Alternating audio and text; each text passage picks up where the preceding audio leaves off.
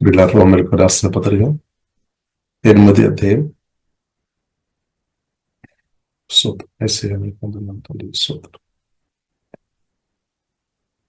రోమిలకు రాసిన పత్రిక 8వ అధ్యాయం 1 నుండి ప్రకారం చదువు. పరిశుద్ధాత్మ దేవుడు మనకు సహాయం దయచినాక దేవునికి స్తోత్రం. రోమిలకు రాసిన పత్రిక 8వ అధ్యాయం 1 నుండి. కాబట్టి ఇప్పుడు క్రీస్తు యేసునందున్న వారికి ఏ శిక్షావధి లేదు. క్రీస్తు యేసునందు జీవమునిచ్చు ఆత్మ యొక్క నియమము పాప మరణములు నియమం నుండి నన్ను విడిపించేది. ఎట్లనగా ధర్మశాస్త్రము దేనిని చేయజాలకపోయాను, దానిని దేవుడు చేశాను. శరీరము అనుసరింపగా ఆత్మను అనుసరించి నడుచుకోను మనయందు ధర్మశాస్త్ర సంబంధమైన నీతి విధి నెరవేర్చబడవలేనని పాప పరిహారము నిమిత్తము దేవుడు తన సొంత కుమారుని పాప శరీరాగారముతో పంపి ఆయన శరీరమందు పాపమునకు శిక్ష విధించాను. శరీరానుసరులు శరీర విషయముల మీదే మనసు నొందురు, ఆత్మానుసరులు ఆత్మ విషయముల మీదే మనసు నొందురు. శరీరానుసారమైన మనసు మరణము, ఆత్మానుసారమైన మనసు జీవమును సమాధానమునై ఉన్నది. ఎలాగగా శరీరానుసారమైన మనసు దేవునికి విరోధమై ఉన్నది. అది దేవుని ధర్మశాస్త్రమునకు లోబడదు, ఏమాత్రమును లోబడనేరదు. కాగా శరీర స్వభావము గలవారు దేవుని సంతోషపరచనేరరు. దేవుని ఆత్మ మీలో నివసించున్న ఎడల మీరు ఆత్మ స్వభావము గలవారే గాని శరీర స్వభావము గలవారు కారు. ఎవడైనా క్రీస్తు ఆత్మ లేనివాడైతే వాడు ఆయన వాడు కాదు. క్రీస్తు మీలో ఉన్న ఎడల మీ శరీరము పాప విషయమై మృతమైనది గాని మీ ఆత్మ నీతి విషయమై జీవము కలిగి ఉన్నది. మృతుల్లో నుండి యేసును లేపిన వాని ఆత్మ మీలో నివసించిన ఎడల మృతుల్లో నుండి క్రీస్తు యేసును లేపినవాడు చావునకు లోలైన మీ శరీరములను కూడా మీలో నివసించున్న తన ఆత్మ ద్వారా జీవింపచేయను. కాబట్టి సహోదరులారా, శరీరానుసారముగా ప్రవర్తించుటకు మనము శరీరమునకు రుణస్థలము కాము. మీరు శరీరానుసారముగా ప్రవర్తించిన ఎడల చావవలసిన వారై ఉందురు, కానీ ఆత్మచేత శరీర క్రియలను చంపిన ఎడల జీవించేదరు. దేవుని ఆత్మ చేత ఎందరూ నడిపింపబడతారో వారందరూ దేవుని కుమారులై ఉందురు. ఏలైనగా మరలా భయపడుటకు మీరు దాస్యపు ఆత్మను పొందలేదు గాని తత్పుత్రాత్మను పొందితిరి. ఆ ఆత్మ కలిగిన వారమై మనము అబ్బా తండ్రి అని మొరబెట్టుచున్నాము. మనము దేవుని పిల్లలమని ఆత్మ తానే మన ఆత్మతో కూడా సాక్ష్యం ఇచ్చుచున్నాడు. మనము పిల్లలమైతే వారసులము, అనగా దేవుని వారసులము.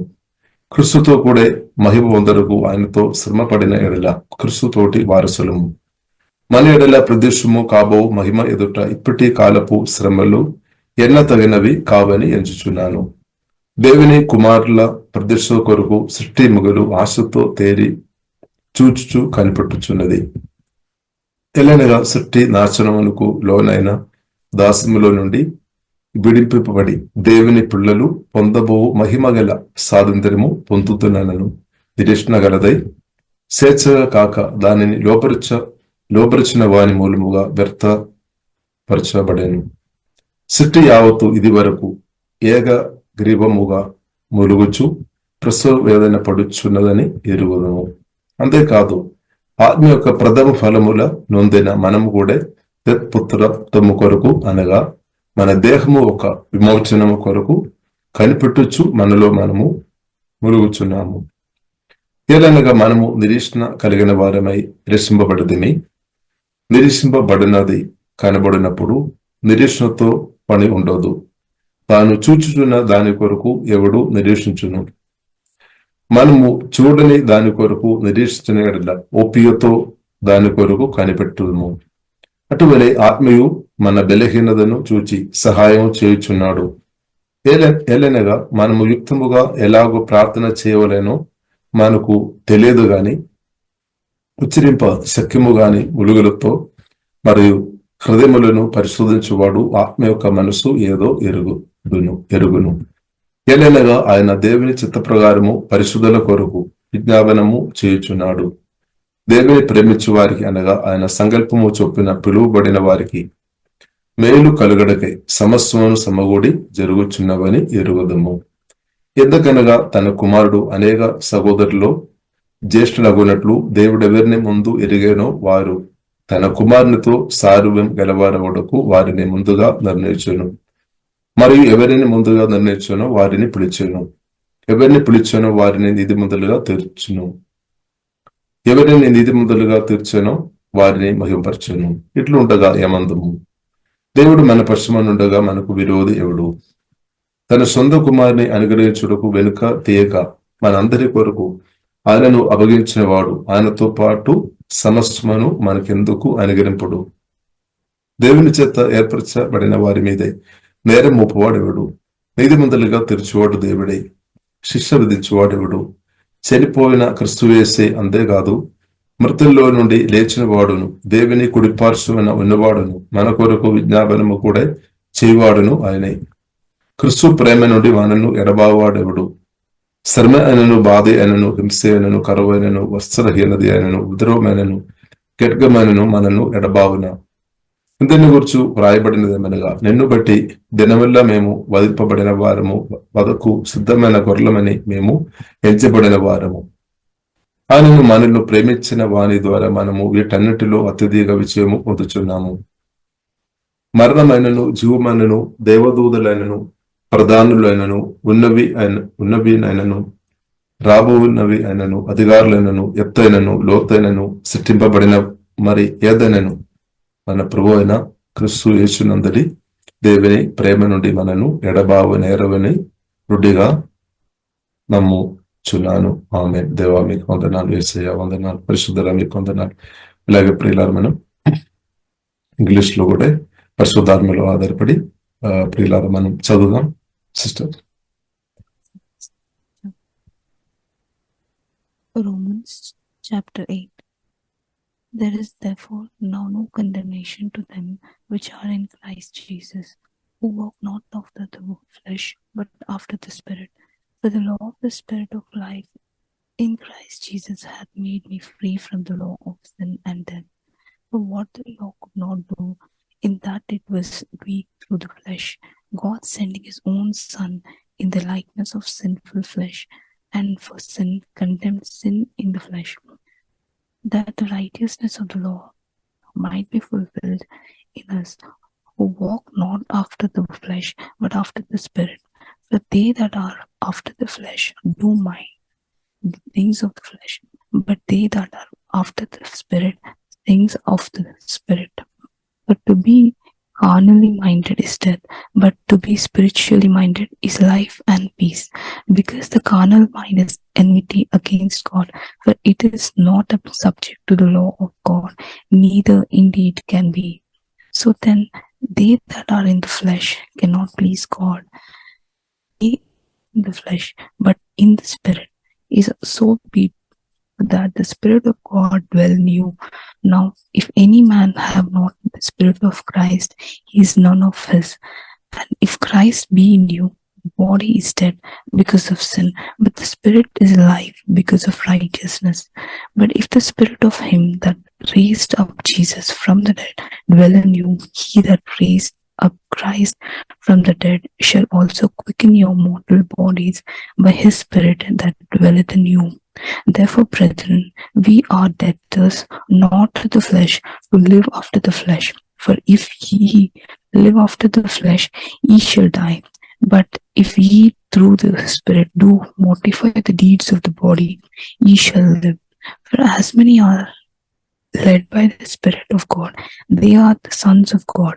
For ye have not received the spirit of bondage again to fear, but ye have received the Spirit of adoption, whereby we cry, Abba, Father. The Spirit itself beareth witness with our spirit that we are the children of God. And if children, then heirs, heirs of God, and joint heirs with Christ, if so be that we suffer with him, that we may be also glorified together. For I reckon that the sufferings this present time are not worthy to be compared with the glory which shall be revealed in us. The earnest expectation of the creature waited for the manifestation of the sons of God. For the creature was made subject to vanity, not willingly, but by reason of him who hath subjected the same in hope, because the creature itself also shall be delivered from the bondage of corruption into the glorious liberty of the children of God. For we know that the whole creation groaneth and travaileth in pain together until now. And not only they, but ourselves also, which have the first fruits of the Spirit, even we ourselves groan within ourselves, waiting for the adoption, the redemption of our body. For we are saved by hope, but hope that is seen is not hope. For what man seeth, why doth he yet hope for? But if we hope for that we see not, then do we patient wait for it.